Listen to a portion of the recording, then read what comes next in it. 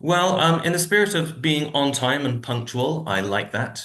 Let's get ourselves started today. And I know that there will be some more students joining us, but so far, so good. Let's get started. What will we cover today? Well, this is the welcome and introductions bit. This is sort of where we are right now. So online, we have myself, I'm Daniel Rowe. I work in the international office, aka Plymouth Global, here at the University of Plymouth, here in Britain's Ocean City.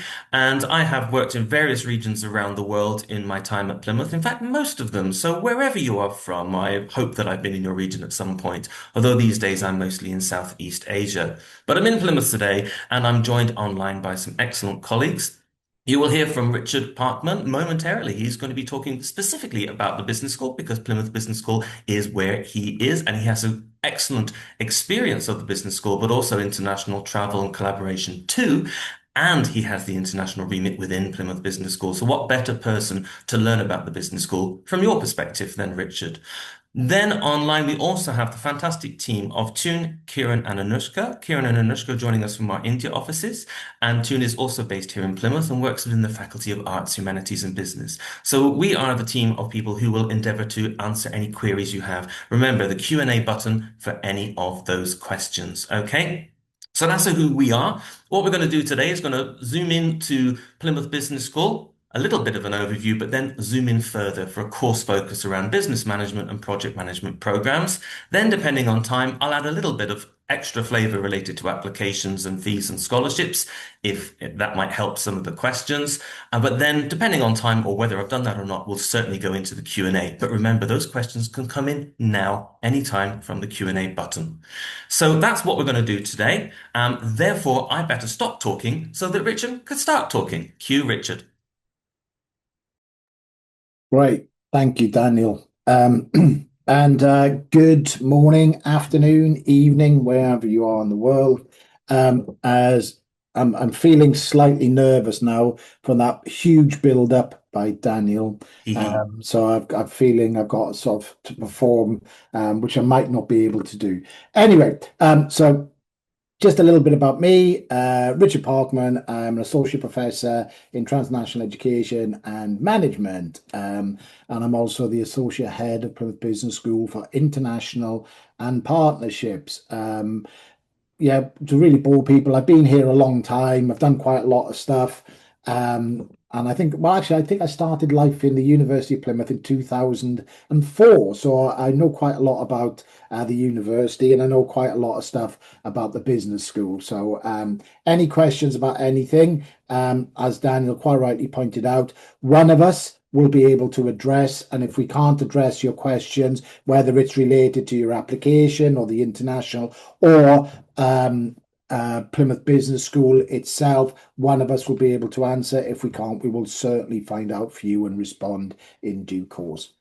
Okay, so I'm guessing I need to ask somebody. Thank you very much. Plymouth Business School, really this sort of just wants to set out where we see ourselves in terms of how we approach education for our students. So Plymouth Business School, we integrate our real world applications and problem-based solutions into our curriculum. We want to ensure that our students are not only well versed in theoretical concepts, but more importantly, how adept you are at applying them in practical settings, thereby enhancing employability and readiness for the global business landscape. That sounds very academic and convoluted. So in essence, what we really want to do is combine your experience with real world problems underpinned by theoretical knowledge so that you are workplace ready and to meet your aspirations, ambitions and desires when you ultimately graduate from the University of Plymouth. Next slide, please. So the business school. So the business school, we'll talk about its positioning and what it looks like in a moment, but we are one of three schools within the Faculty of Arts, Humanities and Business. And these schools are the schools that broadly divide into four subject areas. Sorry, within the school, the subject areas are broadly divided into four areas. So we have within the business school, a discipline area of accounting, economics, and finance, which unsurprisingly addresses programs and content in the area of economics, accounting, and finance. Business, that is broadly split into sort of a human resources leadership area as well as business management. And our marketing and place, that is then broadly split up with marketing, tourism, hospitality, um, related areas. So that's where our sort of digital and social media marketing finds itself. And then last but by no means least, our shipping and logistics portfolio area is shipping, logistics, maritime, and supply chain. We have approximately 62 academic staff within the business school, and we have approximately 2,000 taught undergraduate and postgraduate students within the school. And we have in the region of over 100 PhD students currently enrolled. Next slide, please. Okay, so the business school. So this is the Fitzroy Business School, named after, I think it was Admiral Fitzroy, who was the captain of HMS Beagle, I believe, but I could be wrong on all of this. But anyway, that's fairly useless information. But we're very pleased and very proud to say that we occupied the Fitzroy building, which is Plymouth Business School, from January 2024. It gives you all the information about what the costs, etc. But more importantly, the business school is located right in the center of campus. So we've sort of flippantly but proudly say we're the center of the university, both physically and metaphorically. So again, you can't get much more central than being in the business school. It is a modern facility. Again, what do you expect in a business school? We have the Bloomberg suite for our finance students. We have a maritime suite for our shipping and logistics programs. But generally, there's lots of open space, and we have an innovation center there as well, which I'll talk about in a moment. Okay, next slide, please. There we go. So the Fitzroy building is also home to the Cube, which gives support to student and graduate entrepreneurs. The Cubes serves are open to all students from all schools and at all levels of study and graduates. So essentially, as a student or a graduate, if you have an innovative or an entrepreneurial idea, the Cube is where you can come and speak to their staff there, who will help you to develop your idea into a reality. So as it says in those 9 boxes, it offers advice and support, sessions on events. So again, things that you're unsure about, so it can give you some real professional advice and guidance. It has enterprise resources there and stories of success, as well as how to access finance and funding. There's also lots of networking activities they organize, but also within the school, so that you can meet academics and practitioners around how to develop any innovative and entrepreneurial ideas. They host challenges and competitions, etc., etc. Okay, next slide, please. So then just to sort of reinforce really our sort of programs, their sort of situation and positioning within their own particular disciplines. But as you can see, we have close collaborations with industries, and this is borne out by the accreditation and recognitions of a number of professional bodies that recognize our programs. So again, I'm not going to list them all, but we have the sort of Institute of Chartered Shipbrokers, the Tourism Management Institute, the Institute of Chartered Accountants, and things like Institute of Data and Marketing, to name but a few. This is just a snapshot of some of the industry bodies that we work very closely with. Thank you. Again, positive outcome of our graduates. This is not an exhaustive list, although it felt like an exhaustive list typing it out, of destinations of our graduates. I can honestly say, hand on heart, that we have got and had graduates work in every one of these organizations. Some of these will be familiar household names to you. Some of them may not be, depending on part of the world. But I'm sure there are companies there that no matter where you are in the UK, they will be a familiar name to you. So again, we've had graduates who have been very successful, met their ambitions or worked towards their ambitions and found employment at whatever level in all of these organizations. Next slide, please. Okay, just a very colorful slide of what I just had in text. Thank you. Okay, so I'm absolutely not going to read this list out, but just to sort of say that within the business school, this is the list, the current list of postgraduate taught programs. At the absolute risk of creating confusion, we are currently looking at our postgraduate suite of programs. Now, I'll sort of caveat by saying we're not planning on taking anything away or changing things radically. What we're looking at, and we're very conscious that within the business community globally, that it's moving at a very fast pace. And what we really want to be doing is putting into recognition into our programs, whether it's that title of the program or module titles or some other format, is some of the new technologies, innovations that businesses are using on a daily basis, and we need to reflect that in our program titles. So we're talking about things like AI, right? It's that everybody knows AI is dominating the world in all sorts of sectors, and we need to reflect that in what students are coming and studying here. Now, I can honestly say that all our programs have some form of technology, artificial intelligence support within it, but we just need to make that more overt in some of when people are looking at what those programs are.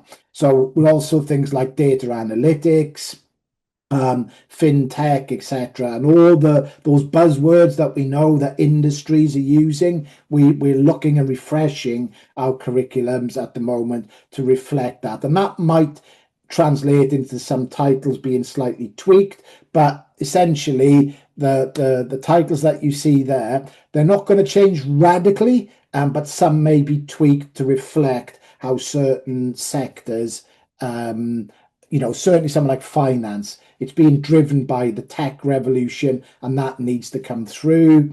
And even things like our project management is that, again, we do a lot of work with the private sector around AI driving project management tools, as well as our international logistics and supply chain and operations. So again, we're using these technologies, we're just not advertising them well enough. So in the future, look out for some really innovative and positive changes, but they won't. There may be a case that the titles don't look exactly the same as the ones that you see there. Okay. Any questions on that point? Because I think that might be something that might raise any questions. I'll just sort of pause there slightly. Whilst you pause, Richard, I would just add in, and just as a reminder, guys, that today's overview is just that. It's an overview of the broader subjects we have at postgraduate offering in the business school here at University of Plymouth. We're going to focus in on a couple of programs, as you can see on this slide right now. But if I do hop back a little minute, you can see back there, if there's a program that you have an interest in, or indeed the ones that we're talking about in greater detail today, if you just go to the course page on a website, you can actually see what the modules are and descriptions of those modules. So you can actually furnish yourself with more detail after the event, once this overview has elapsed, so that you can get more detail. And then if you still have questions, do, of course, reach out. Okay, great. So somebody asked the question, but we'll come to that in a moment. I just saw the question, what's the benefit of project management at Plymouth? I think we'll sort of deal with that as we focus more in the in the area of project management. Okay, so as Daniel said, we're not necessarily doing a deep dive into these programs. It's more of a surface look. because obviously, if we're looking at deep dive, everybody will have different questions, everybody will have different perceptions, and that probably would require a one-to-one conversation to really have that deep drill into the program. So, what we're doing here is really giving you a surface level introduction to the program, what you can sort of expect, and where and what sort of areas you can think to sort of focus in on why, if you wanted to apply to these programs. So, um, MSc Business and Management. So, our Masters in Business and Management is a conversion course, allowing students from outside a degree in business to seamlessly enter into the business management, whilst offering business students an opportunity to delve deeper into specialities. I just want to read that bit out because I wanted to sort of really focus back in on what do we mean by a conversion. So, again, what we're looking at is people, students, applicants who have not historically, traditionally, previously studied a business related subject. Okay. You can still come with a business related subject and you will still learn. But if you've done something like engineering or geography or even education, and you wanted to transition into a postgraduate business and management degree, this would be the one for you. Because as long as you've met the sort of entry requirements, which is around, we'll look at that a little bit later, but equivalent of a 2-2 bachelor undergraduate. Again, this would you would satisfy the requirements to come on, and you get a broad introduction of business through to looking at more specialist areas around leadership, management, finance, marketing, etc., etc. So it does what it says on the tin. Uh, it is taught at a slightly higher level than undergraduate study for obvious. So the things that you learned as a student to be able to read, write, academically, to be able to do research, etc. That doesn't get covered. But actually, look, the modules do take you from the foundational knowledge through to the higher level, and then you have a capstone project at the end to bring together all that understanding. Okay, yep. So it says we have it's normally, and I guess for international students, most of the time is a 1 year full-time program. Although we do offer part-time route, but again, visas, etc., isn't something that we necessarily want to discuss. So this course allows students to have opportunity through assessment to apply previous or current work experience in their learning as part of their demonstration for applying academic knowledge to real-world problems. There are possibilities to engage in business consultancies, startups, projects, and enterprise execution. The good news is one of the things that we brought in this year is that you will get industry engagement through either a micro internship, which again we're working with parts of the other parts of the university about getting those sort of immersions, but also we are.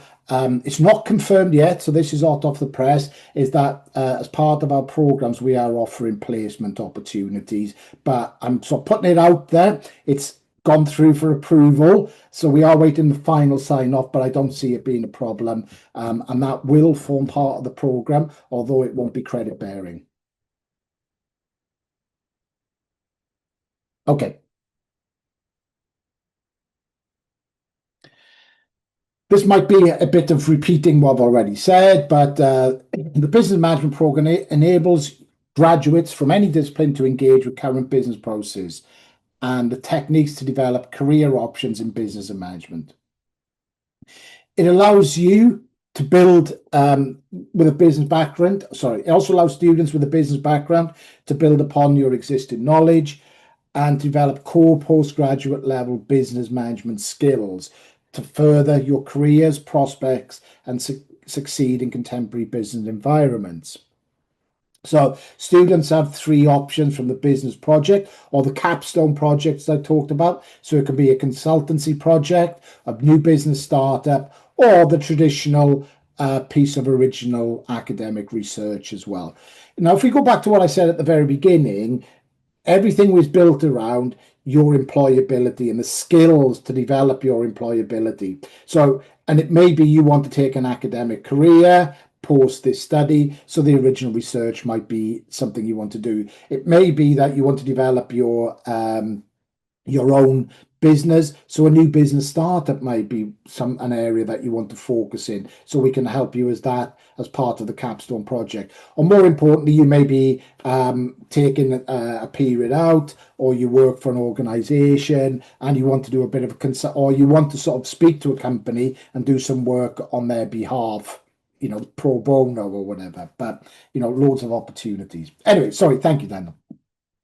So that's the business management program. I'm just going to pause on that particular program at the moment just to check, are there any questions specific to the MBM that we want to answer or address? So we're going to Okay, talk about allow that for a second. Whilst that's happening, just to point out that if you haven't seen it yet, guys, the chat box has been filled up with lots of very useful links, different links to relevant things that Richard or I might have introduced. So my wonderful colleagues have been populating that chat box with some useful links. So go in and grab those, copy and paste those, because you might want to look at those later. next program that I want to look at is the MSc Project Management. So, if you're looking to build a global career managing complex projects, this program is designed to give you the skills, confidence, and professional mindset to succeed anywhere in the world. Um, so again, project management, it's been running here for a few years. It's not as long as the MBM, but we have some expertise in the project management field, and we have quite a lot of contacts and experience working in the Plymouth area because, again, Babcock is one of our big employers in Plymouth. We do a lot of work with them, and they have multi-million pound projects. So we have guest speakers who are world renowned project managers, if there's such a thing, but working on huge projects who are coming in and sharing their experiences. Again, so it is an area that is fairly specific in its content, but it reaches across every discipline. I think you can go from engineering, manufacturing to event management. They all require project management. The same admissions criteria applies. Um, Again, in terms of project management, as does MBM. Although this isn't necessarily a conversion course because there are some skills and understanding that you have to demonstrate. But I think, most applicants would be considered on their own merit. So I think things like work experience, prior experience, would help around the successful application here. So in terms of the duration, 1 year as the previous program. Okay, next slide. So the MSc program is split into, same as all postgraduate program, split into 3 blocks of semester. So we won't talk about PBS 7000, the green block for the moment. So semester 1 is HRL is around managing people and finance. So they're not necessarily interlinked, but managing people and finance as a topic area. And then, which is obviously my colleagues, Dr. Tripathi and Dr. Mukono. And then also you've got sustainable project management, which you would sort of expect to see in a project management program with Dr. Owen, Dr. Knight, which is looking at that sort of environmental based activities around project management and how we're sort of developing and using tools to ensure that we're keeping within the sort of environmental sustainable approaches and regulations and policies. Then semester 2 is agile project management. So again, how are we effective because again, those of you who are project management specialists, is that keeping things on time, keeping things on cost, because from our own experiences, projects they set out a budget, set out a time frame, can overrun. If they overrun, come penalties. And so again, how do we keep that use that sort of agile approach to project management?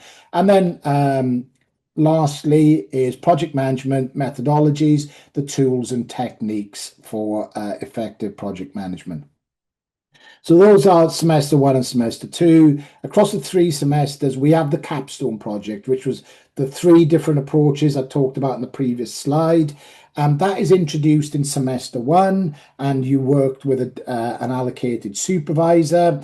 And then you get to semester three, is where you bring the whole thing together. So you would have been doing your potentially your literature search, your methodologies, your data collection, etc., etc. And then you bring the thing all together in semester three, ready for submission at the end of the academic year. So, okay, good. Yep, so you learn to plan, deliver, and lead projects using industry recognized approaches, including Agile and Prince2 methodologies, while developing essential communication, leadership, stakeholder skills. Um, Focuses on sustainable project management, an increasingly important area as organization around the world respond to stricter environmental and social responsibilities. You will learn how to deliver these projects that create value while considering their impact on people, organizations, and the planet, which I broadly touched on. Our teaching combines theory with real world application through case studies, practical projects, helping you become a reflective and adaptable project professional ready for today's changing industries. And you'll also be taught by academics who are experienced practitioners, bringing real project experience directly into the classroom. Okay. I'm absolutely not going to read this, but I'll just hold that there for the audience just to maybe read. But this is what one of our students has said about the program. And by the way, whilst you read that or think about that, guys, again, if you go to the program pages on our website and the Plymouth Business School section of the website, you can see further testimonies and experiences from a lot of students from all over the world and including the UK as well. So why not have a look, see what the students say too? Okay, next slide. So I think this is pretty much coming to the end of my contribution in terms of the slides anyway. But defining qualities of a high performing graduate from Plymouth Business School. So this is sort of what we aspire for you as applicants, students, graduates from Plymouth Business School. So no matter what your subject or your discipline area, graduating from Plymouth Business School, we expect you to have these developed and defined these qualities as you as an individual, that you're a critical thinker, that you're financially competent, no matter what your area of expertise, you still need to have a degree of financial competence. You're commercially aware. So everything we do in business is about commercial awareness, whether it's from a sort of third party, third sector, social sector, whether you work for a charity, whether you're working for a commercial operation, we should still have that commercial awareness around how to keep organizations profitable, sustainable, and contributing to society. Also, an independent researcher and intellectually curious as well. And then finally, to be professional and also a reflective practitioner, to learn from our experiences, good, bad, and indifferent, to learn and improve not only ourselves, but our peers and our reports as well. So I think that's it from me. I think I hand this back to Dan for the time being. Yes, indeed. Thank you, Rich. And I'm going to share another screen now just with my own presentation because I know my way around it better than I know my way around your presentations. Just the way it is, isn't it? So it's going to be A quick change now. Hopefully, you can see these new slides. You can see this slide taken of the lighthouse from my personal submarine this morning. Don't always believe the marketing guys. Right. It'll be very brief. It'll just be a couple of minutes just to go through, remind you why you might want to join us here in Britain's Ocean City. And if you don't know why we're called Britain's Ocean City, there's the clue. The wet, blue-grey, wobbly thing near campus is the ocean, and we're very connected to it here in Plymouth, historically, culturally, and even related to our studies, of course. We're on campus right now. I'm sitting on campus in the orange bit here, and that's a 15-minute walk to the sea. So I actually go there in my lunch break. There's accommodation across the street on campus or across the street just the other side, and the shopping mall is in the city. So we do like our city of Plymouth. I'm not really going to go into the detail of that, but I couldn't resist showing you that lovely slide taken from my personal helicopter this morning. Okay, now, if you have further questions on how to apply, most of the students attending today, I believe, would have already applied, but you might not have, or you might be inquiring for a friend or a family member or something like that. So if you don't know how to apply, here's a QR code. I love a QR code. But if you don't like QR codes, I've even put the link there for you. It's a one-stop shop to tell you how you can make an application, essentially through our student portal. And that's the first stop if you haven't applied. But I'm going to assume that most of you have, because I believe you will have. And if you have, you may well, at this stage, already have your offer, and it may well be a conditional offer.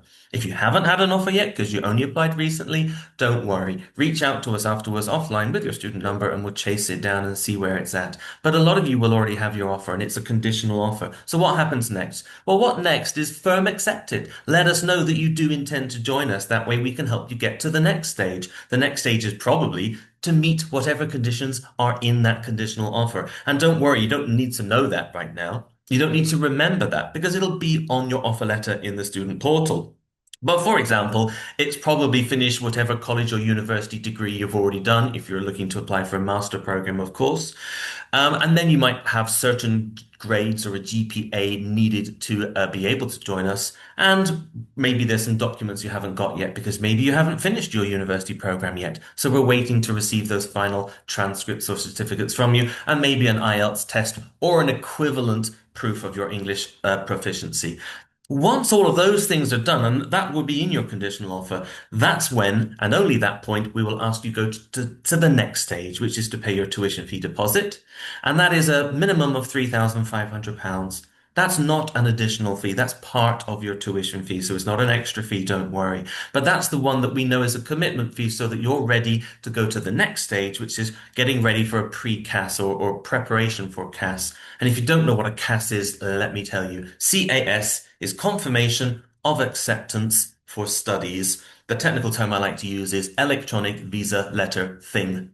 Okay, that's not very technical. But that's what happens when students are saying, I want to be unconditional, I want to get my visa applied for. First, meet your conditions, then we invite you to pay deposit and check your data, basically, your passport and related data, so that we can then issue you with that confirmation of acceptance for study, and you use that to apply for your visa. And then you'll be getting ready to join us here in Plymouth.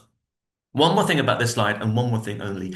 If you firm accept us, you can actually at that point think about accommodation. You don't have to wait till the end. You can start thinking about accommodation early. So I urge you to do so. Have a think about accommodation early because it gives you more options and more time to think. Probably, however, the main thing is look at your offer letter in the student portal and figure out which conditions you need to submit to us. The faster we get them, the faster we can move you through this pathway. Now, I mentioned fees earlier, but I haven't talked about them yet. So here they are as a range. This is the range of tuition fees depending on which programs you're looking to come and study. And if you're not certain about which ones, then you can go to the program page to which you've applied for, or you can check your offer letter in the student portal, of course, and both of those will tell you what the tuition fee is. However, there's some important things to think about as well, and that's also related to scholarships, which I'll talk about in a moment, and about living cost. And I talk about living cost according to the UKVI, the visa people in the government in the UK. They say London or not London as the distinction about what living cost should be prepared. If it's London, you can see on the screen here down the bottom, it says 13,761 British pounds for the year, minimum for living within London. And I've lived in London. I do know it's a nice city, but it's a lot more expensive for me. But not London, therefore including Plymouth, is 10,539, which you can see in large, friendly red letters in the middle of this screen. But I would really urge you to think about what your living style or lifestyle is like, because that can really affect your living cost. And I have lots of students in Plymouth, international students, who come and say, well, if I'm walking everywhere, because there's like 5 minutes or 10 minutes walking between everything that I need, that I'm not spending money on taxis, trains, or buses, that brings the cost down. And because we're further from London, the accommodation is cheaper anyway. So it really depends on your lifestyle. Now, the tuition fee that I've shown you on the previous slide, as you can see there, and as will be described in your offer letter, isn't likely what you would pay because there should be a good level of eligibility amongst the attendees of this session today to receive a scholarship. Now, if you're coming for an undergraduate program, the scholarship would be what we call a 411 across the 3 years.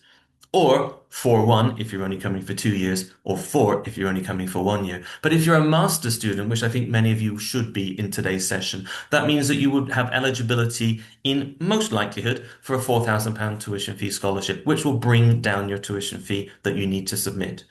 In addition to that, we also run a system of early payment discount where if you pay by a certain date, and I won't be able to give the exact date today because we're just reviewing that slightly, but don't worry, there's still plenty of time.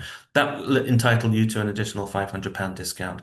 Also, that helps you because it gets you through the system a bit faster and ready to apply for your visa earlier.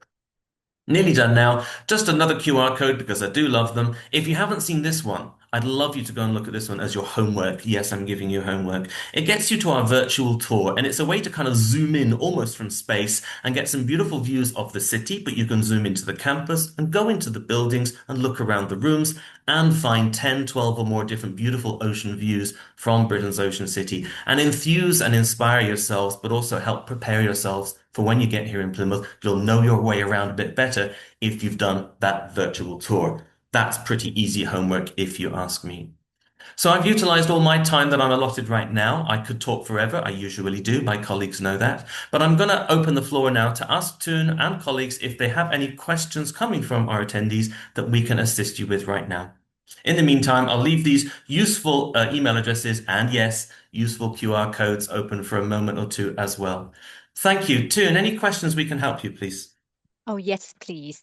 Um, yeah, we got a question that asking about what the benefits of project management in Plymouth. So, Richard, could you please answer this question? Yeah, so I did respond on the text to say whether I covered everything. But I think in terms of the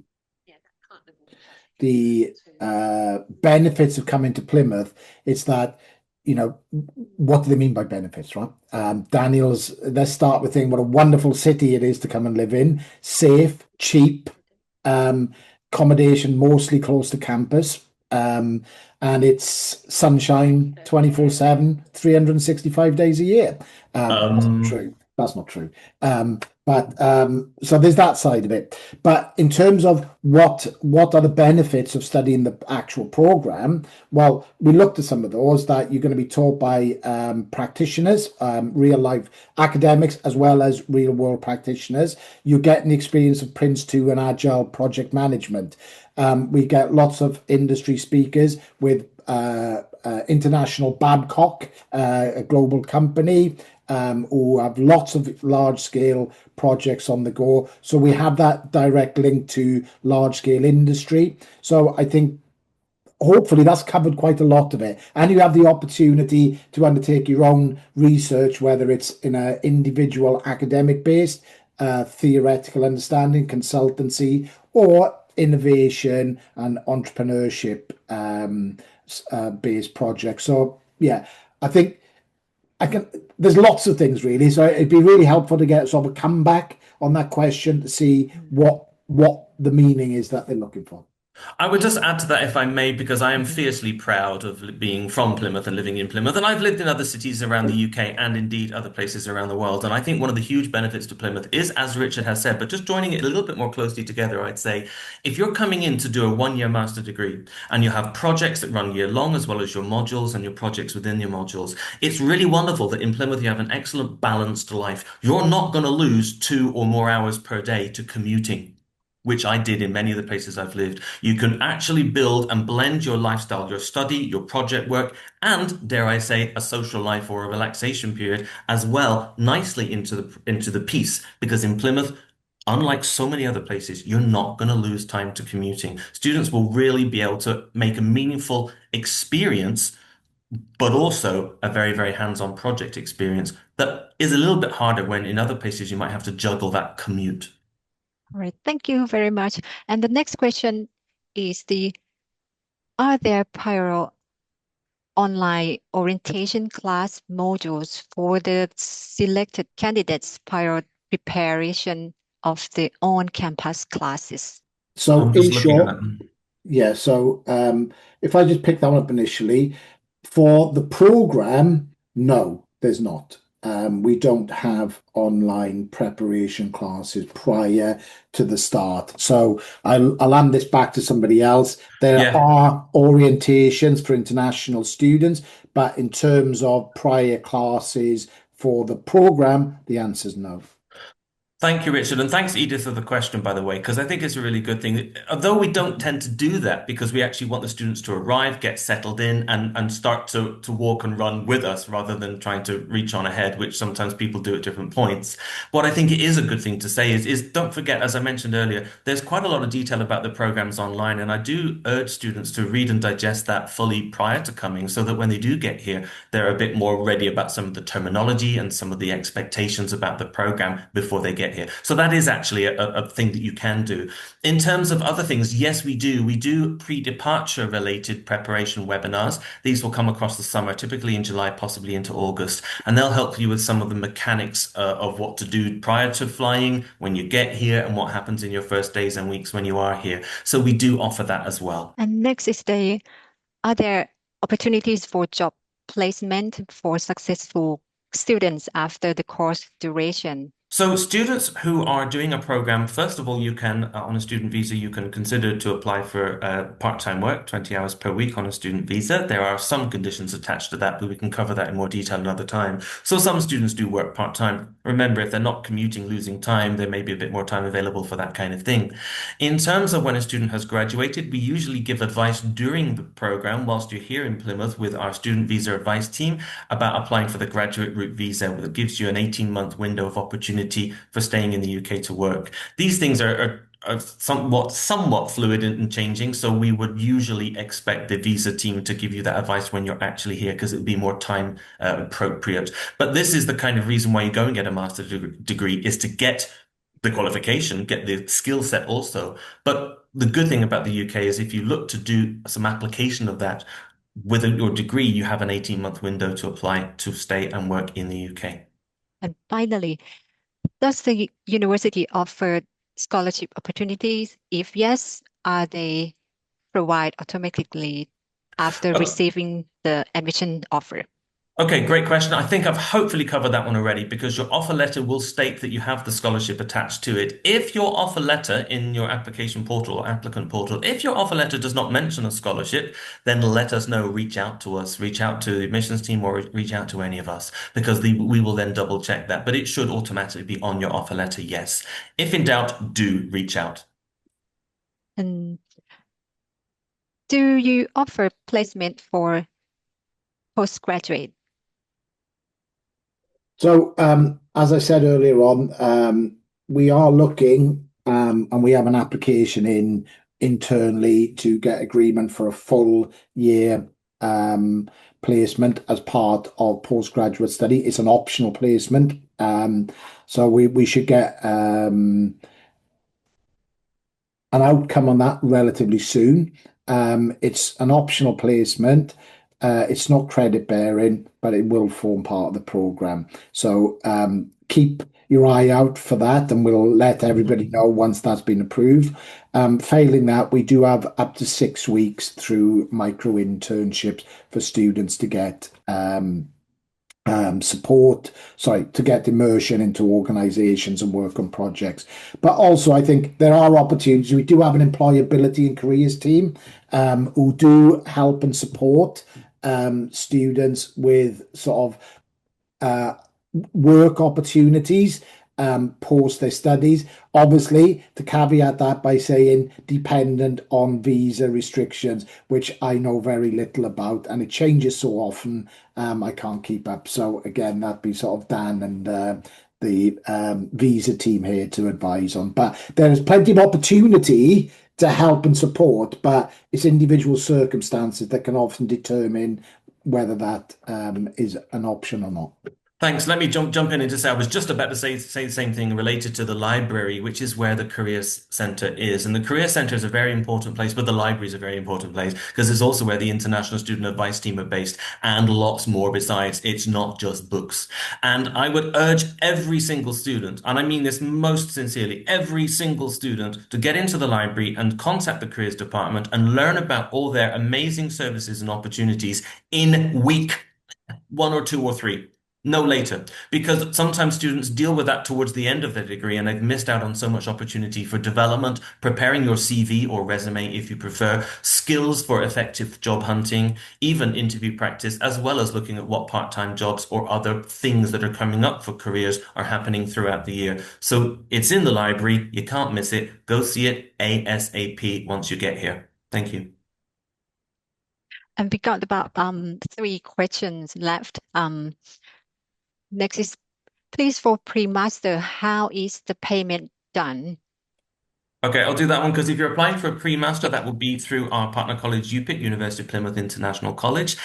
They will request you to make the payment at the appropriate time, depending on which date of entry you have, because there's sometimes different entry points for the pre-master, depending on when you've applied. So just reach out to UPIC. If you don't know how to reach out to UPIC, it will be on your application form, and they will confirm the exact date relevant to you. Of course, I won't know your application personally myself, but UPIC is your best bet, and they will assist you on that.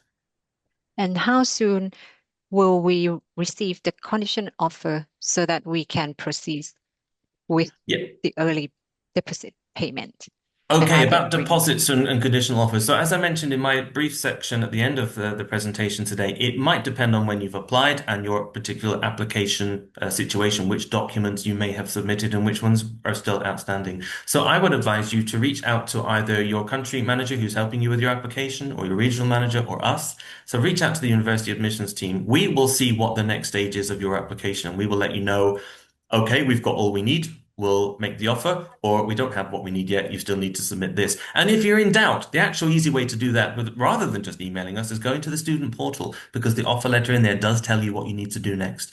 If you've done everything next and you still don't have the offer, then just reach out by email to any of us and we'll nudge it through the system for you. I would say this will be last question for Richard. How often does the project management student have practical classes? Yeah, so just check I'm not on mute. So that's a difficult one to define because it depends on the module and it depends what they're required to do. But predominantly, what's what I'm looking for. So you can expect to be in class about 12 hours a week, face-to-face contact for the blend of modules, but you are then expected to sort of do some self-study, group work, workshops, tutorials, etc. So it's difficult for me to say at this time how much is going to be practical, but I think you can sort of think that you're expected to do 12 weeks of in-class teacher activity, but you then expect to do things like workshops, seminars, tutorials, and self-directed learning. So each module is equivalent to 300 hours across a semester, 15 weeks, but that doesn't mean you're having to run on a treadmill for 300 hours. So there is that sort of blend. So it really does.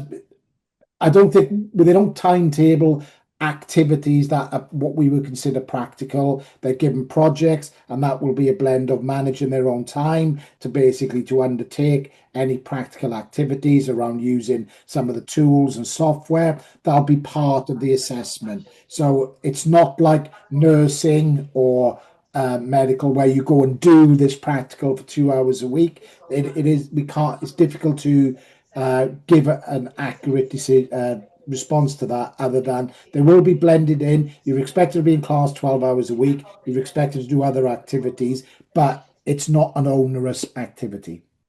Thanks. Yes. I do want to have that last question that came out, which is when is the next admission? I do think we should point that out because the next admission to the University of Plymouth is September 2026, this coming September.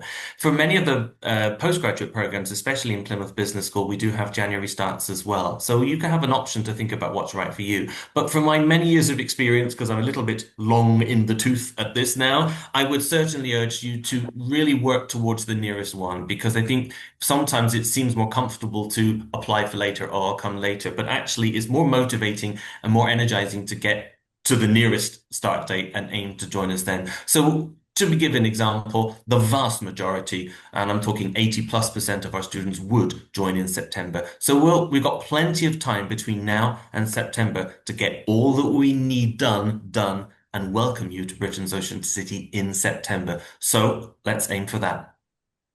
Okay, are we done with the questions, Toon, for now? Yes. Okay, Thank you, thank you Philip. very much. Thank you for all who have been answering questions backstage. And I know that Maria, my colleague in our Nigeria office, has also put contact and some answers in there as well. So highly appreciated for that as well. Then I just wanted to say thank you, of course, to Kieran and Anushka and Platoon for these question and answer management and for just generally being there to make sure I'm in the right room at the right time. Thanks hugely to Richard because his abilities and knowledge is far better than even he would say because he's too modest and he's given us a great overview, but some selected deep dives or medium dives as well, which is a difficult trick to pull off. But most importantly, thank you to all the attendees because otherwise we're just talking at thin air, and who wants to do that? So I really appreciate the questions and I appreciate your attention, and I would look forward to meeting as many of you as humanly possible in Plymouth, in Britain's Ocean City in September. A recording of this will be made available afterwards, and then you can watch it and send it to your friends to do likewise. Thanks all, and unless anyone has anything else to say, I think we can end. Brilliant. Thanks, everybody. Thanks all for support and great to meet everybody online. Take care, guys.